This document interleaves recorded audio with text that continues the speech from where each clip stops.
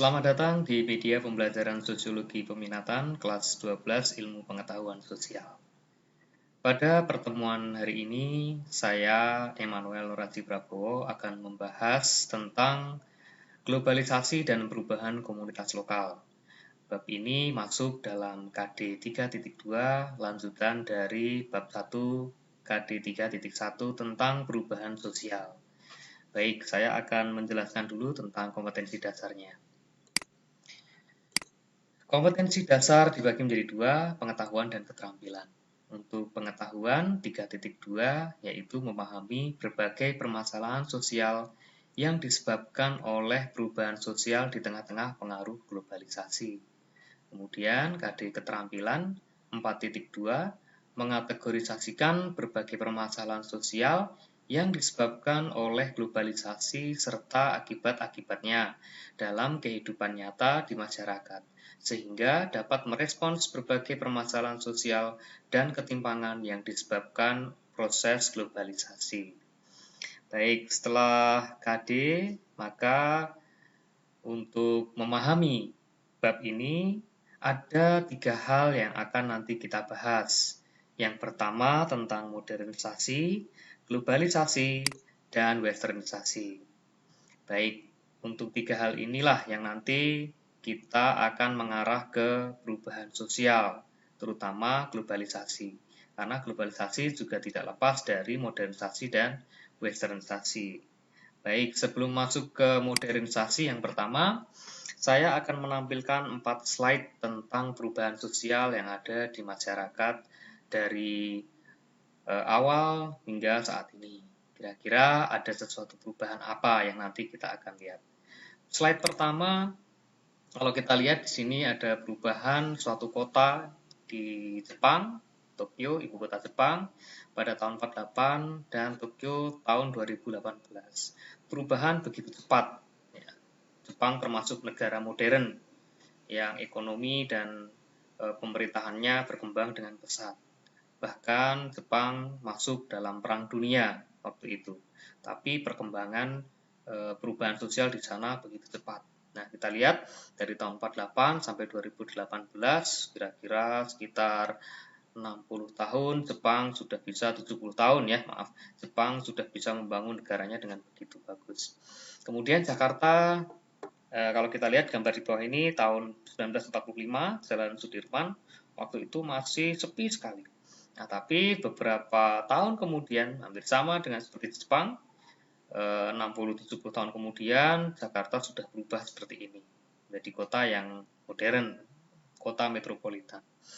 Oke, kita lanjut ke slide yang kedua. Slide yang kedua ini tentang teknologi pemupukan. Kalau kita lihat gambar di sebelah kiri, ini teknologi pemupukan yang masih tradisional ya. Memupuk dengan cara menyebarkan pupuk, tapi masih dengan cara tradisional. Lalu di sebelah ini kalau kalian paham ya, di Jepang sana atau di beberapa negara modern sudah menggunakan teknologi drone ya. Jadi pupuk disebarkan dengan radio kontrol. Seperti ini perubahannya. Lalu di bawahnya ini ada teknologi pengembangan di suatu pabrik. Beberapa pabrik di Indonesia masih menggunakan teknologi manual ya, menggunakan tenaga kerja manusia. Tapi di beberapa negara berkembang, negara modern, beberapa pabrik sudah menggunakan teknologi robot untuk mempercepat proses produksi tentu saja. Lalu kita lanjut slide ketiga. Nah, kalau kita lihat, ini tentang yang paling atas ini gambar tentang sekolah atau bidang pendidikan ya. Tahun 1920 Sekolah Budi Utomo gambarannya seperti ini ya, masih tradisional sekali. Lalu tahun 2015 sekolah-sekolah modern yang ada di Indonesia sudah mulai berkembang dan bahkan sekolah-sekolah modern tersebut muridnya dari berbagai suku, bahkan berbagai ras. Perkembangannya sangat pesat sekali. Lalu di bawahnya ini tentang gambar tentang perdagangan ya, ekonomi atau pasar ya. Pada tahun 1920-an pasar masih tradisional seperti ini ya, beberapa pedagang masih menetap di suatu tempat, kemudian ada beberapa pembeli di sini. Lalu beberapa abad kemudian tahun 2015 beberapa tahun kemudian, 2015, perkembangan pasar sudah sangat modern, bahkan para pedagang tidak perlu berada dalam satu tempat tapi menggunakan teknologi internet ya atau online shop. Oke, seperti ini gambarannya tentang modernisasi di bidang perdagangan. Kita lanjut slide berikutnya. Oke, ini tentang masih di bidang ekonomi, khususnya bidang pangan. Ya. Masyarakat tradisional mungkin masih mengenal di Jogja angkringan ya untuk ya memperdagangkan makanan, minuman dan lain-lain. Ini masih tradisional, mereka masih memasak menggunakan alat-alat tradisional. Kemudian di sebelahnya ini tentang gambar tentang fast food ya atau makanan cepat saji. Ya, tentu saja ini mengalami perkembangan yang begitu pesat juga sampai sekarang ya. Bahkan sekarang fast food juga sudah mulai ada yang dipesan secara online. Oke, lalu yang di bawah ini gambar tentang, nah ini mungkin perubahan yang agak mencolok ya. Memang beda ini antara selamatan dengan ini orang-orang yang mengadakan party ya. Biasanya mereka menyebut dugem ya seperti itu. Nah ini kalau di masyarakat tradisional ada disebut selamatan ya untuk merayakan mungkin bisa pernikahan atau kelahiran dan lain-lain. Tapi di masyarakat modern atau masyarakat kota mungkin mereka merayakan dengan party atau pesta seperti ini. Oke, lalu apa sebenarnya pengertian dari modernisasi? Kita lanjut ke slide berikutnya. Modernisasi berasal dari bahasa Latin dari dua kata modo dan ernus. Modo berarti cara dan ernus berarti masa kini. Jadi kalau kita mungkin orang awam atau kalian mungkin memahami modernisasi itu alat yang canggih ya. Modern itu berarti sesuatu yang mengalami perubahan, perkembangan yang maju. Alat-alatnya, tetapi sebenarnya modernisasi itu adalah suatu cara ya yang dipakai pada masa kini, ya, jelas mengalami perkembangan. Menurut pengertian modernisasi, ada tokoh yang bernama Dewi Scroll mengatakan modernisasi adalah penerapan pengetahuan ilmiah pada semua bidang kehidupan dan aspek masyarakat. Penerapan pengetahuan ilmiah, ya, artinya ilmu pengetahuan yang sudah dilakukan uji coba atau pengetahuan ilmiah atau penelitian pada semua bidang kehidupan, baik politik, ekonomi, sosial, dan budaya, dan semua aspek yang ada di dalam masyarakat. Modernisasi ini sebenarnya dimulai sejak abad ke-18, yaitu pada abad pencerahan. Saat itu terjadi revolusi industri. Akan saya jelaskan secara singkat. Dulu Inggris adalah salah satu negara yang ekonominya mengandalkan agraris, ya, terutama di bidang peternakan, peternakan domba. Nah, pada saat itu domba yang diambil wool atau kulitnya itu diperdagangkan oleh Inggris ke beberapa negara Eropa. Namun saat itu beberapa pabrik masih menggunakan tenaga manusia. Seiring dengan perkembangan zaman, Inggris mengalami perubahan, beberapa cendekiawan atau orang-orang pintar mulai muncul. Nah, ada tokoh yang bernama James Watt menemukan mesin uap. Nah, saat itu mesin uap dipakai di beberapa pabrik, ya, sehingga tenaga manusia digantikan tenaga mesin. Nah, disitulah sekitar abad ke-18, revolusi industri menjadi awal dari munculnya modernisasi di seluruh dunia. Jadi kesimpulannya, modernisasi adalah proses menuju masa kini atau proses menuju masyarakat modern. Jadi artinya bukan teknologinya, tetapi ada suatu proses di dalamnya menuju perubahan pada masa kini, pada saat ini. Yang jelas dulu dan sekarang mengalami perubahan yang berbeda. Nah, ini menuju masyarakat yang modern, masyarakat yang nanti saya akan menjelaskan ciri-ciri masyarakat modern itu seperti apa. Nah, ini ada gambar beberapa pabrik di Inggris ya masih menggunakan tenaga manusia. Ya. Ada beberapa kota yang di Inggris yang memiliki beberapa industri besar ya, seperti Manchester, Liverpool dan lain-lain. Nah, ini setelah ditemukannya mesin uap. Oke, kita lanjut ke slide berikutnya tentang ciri-ciri manusia modern. Tadi saya sudah menjelaskan apa yang dimaksud masyarakat modern. Ternyata ada cirinya modernisasi manusia modern. Oke, ciri-ciri manusia modern ada 9. Yang pertama, manusia modern itu terbuka terhadap perubahan. Manusia yang terbuka terhadap perubahan. Jelas karena modernisasi memang dituntut untuk terbuka terhadap banyak hal ya, ide-ide, gagasan, ilmu pengetahuan, budaya-budaya bahkan itu harus dimiliki manusia modern. Yang kedua, ciri manusia modern adalah berani menyatakan pendapat atau opini. Jadi manusia yang modern itu manusia yang berani di depan publik dia menyatakan idenya, gagasannya, ataupun opininya. Yang ketiga, manusia modern itu manusia yang menghargai waktu. Setiap waktu itu berharga bagi manusia. Saat manusia bangun tidur sampai dia tidur lagi, dan itu sangat dihargai. Manusia modern, manusia yang menghargai waktu. Yang keempat, manusia modern juga memiliki perencanaan dan pengorganisasian dalam hidupnya, baik dalam kehidupan diri sendiri maupun dalam pekerjaannya. Semua hal selalu direncanakan dan diorganisasikan dengan baik. Kemudian yang kelima, manusia modern pasti memiliki rasa percaya diri yang tinggi. Ya, tidak minder, kemudian tidak tertutup, tetapi memiliki rasa percaya diri, percaya pada dirinya sendiri bahwa sesuatu itu bisa diraih atau bisa dikatakan sebagai motivasi diri. Yang keenam, manusia modern juga manusia yang perhitungan. Perhitungan bukan masalah uang atau apa, tapi semua hal, termasuk waktu juga. Memperhitungkan apapun sesuatu hal yang dihadapi manusia itu. Lalu yang ketujuh, menghargai harkat hidup orang lain. Nah, manusia modern itu manusia yang menghargai orang lain, ya, keberadaan orang lain, menghargai hasil karya orang lain, menghargai ide-ide gagasan orang lain juga. Karena manusia modern itu manusia yang terbuka terhadap perubahan. Lalu yang kedelapan, manusia modern jelas manusia yang percaya pada ilmu pengetahuan dan teknologi.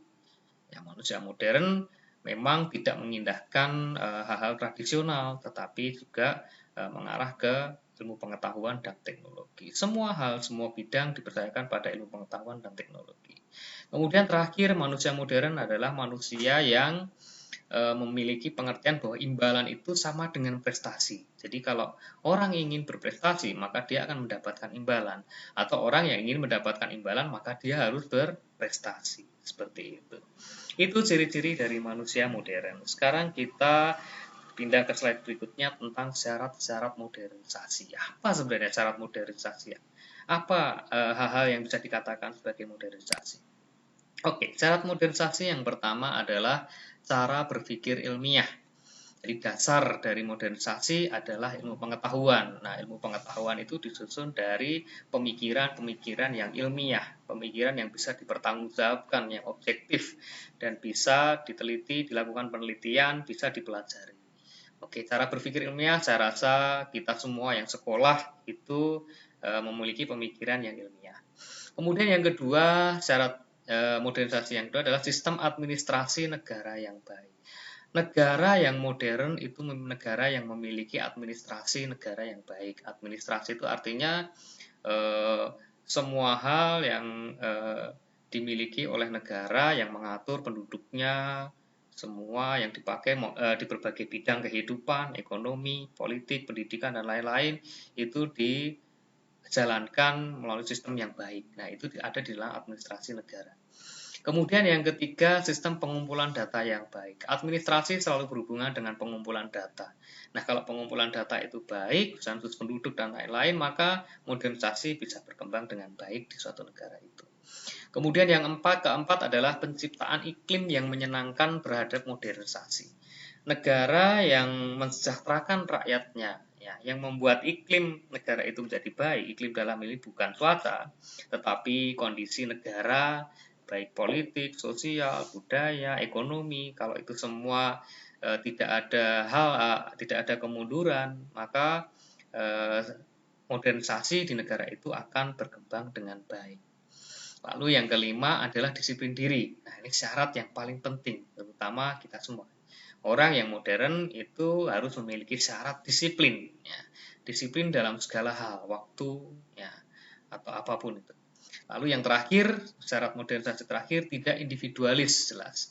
Ada di ciri tadi, menghargai harkat hidup manusia, yaitu jelas tidak individualis.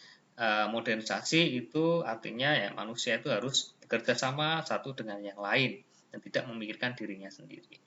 Oke, itu syarat-syarat dari modernisasi. Kita lanjutkan sekarang ke gejala-gejala modernisasi. Gejala modernisasi itu ada 4. Yang pertama dan yang kedua di bidang budaya dan politik. Saya akan menjelaskan dulu di bidang budaya. Gejala modernisasi di bidang budaya. Apa yang bisa disebut gejala dari modernisasi di bidang budaya?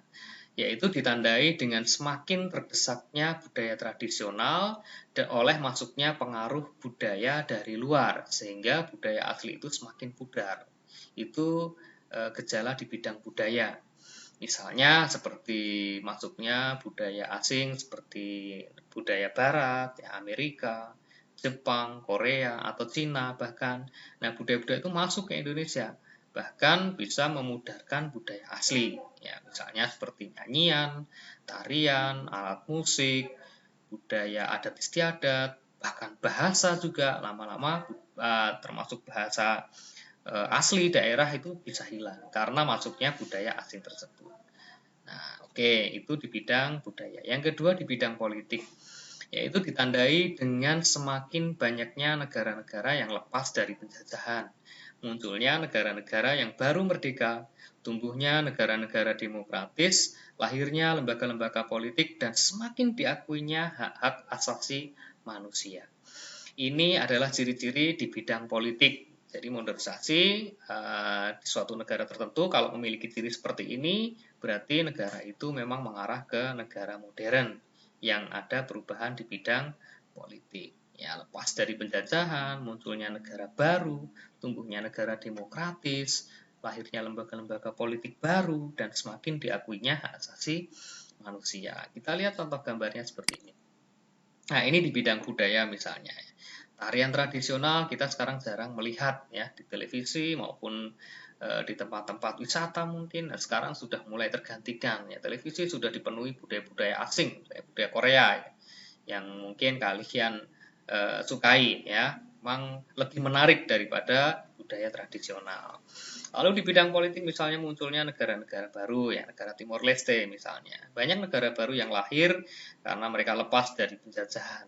Nah, seperti itu. Lalu ini perkembangan suatu negara yang mengarah ke modernisasi. Lalu kita lanjutkan sekarang yang ketiga dan keempat, gejala di bidang ekonomi dan gejala di bidang sosial. Di bidang ekonomi ditandai dengan semakin kompleksnya kebutuhan manusia akan barang dan jasa, sehingga sektor industri dibangun secara besar-besaran untuk memproduksi barang. Artinya begini, negara yang modern di bidang ekonomi itu negara yang kebutuhan manusianya itu semakin kompleks akan barang dan jasa. Sehingga negara itu harus mengimbanginya dengan membangun sektor industri secara besar-besaran. Itu jelas untuk memproduksi barang, untuk menyeimbangkan tadi kebutuhan manusia, kebutuhan rakyatnya yang semakin kompleks. Maka jelas negara itu pasti akan mengalami kemajuan ya di bidang industri. Nah, khususnya adalah ekonomi secara umum.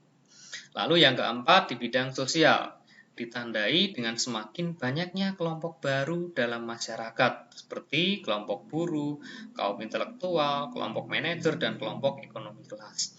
Sama seperti yang saya jelaskan di awal tadi tentang sejarah munculnya modernisasi.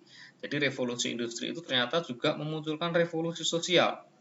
Ya, Inggris meninggalkan tenaga kerja manusia ke tenaga kerja mesin ya atau mesin uap saat itu, sehingga muncullah orang-orang yang tidak bekerja atau pengangguran. Maka mereka membuat kelas-kelas sosial di Inggris. Nah, akhirnya muncullah kelompok-kelompok ya seperti kaum buruh di sana, kaum intelektual, kelompok manajer, kelompok ekonomi kelas, dan lain-lain. Gambarnya seperti ini. Misalnya di bidang ekonomi ya tadi sudah dijelaskan, kebutuhan manusia akan barang dan jasa semakin kompleks ya, industri dibangun besar-besaran. Kemudian munculnya kelompok-kelompok seperti ini ya, orang-orang cerdas, kemudian orang-orang pengusaha-pengusaha sukses, bahkan kelompok kelas bawah, kaum buruh, akan semakin banyak kelompok yang muncul di negara modern seperti ini. Oke, terima kasih untuk pertemuan yang pertama ini. Di pertemuan berikutnya kita akan mendalami masih ada globalisasi dan westernisasi. Terima kasih atas perhatiannya.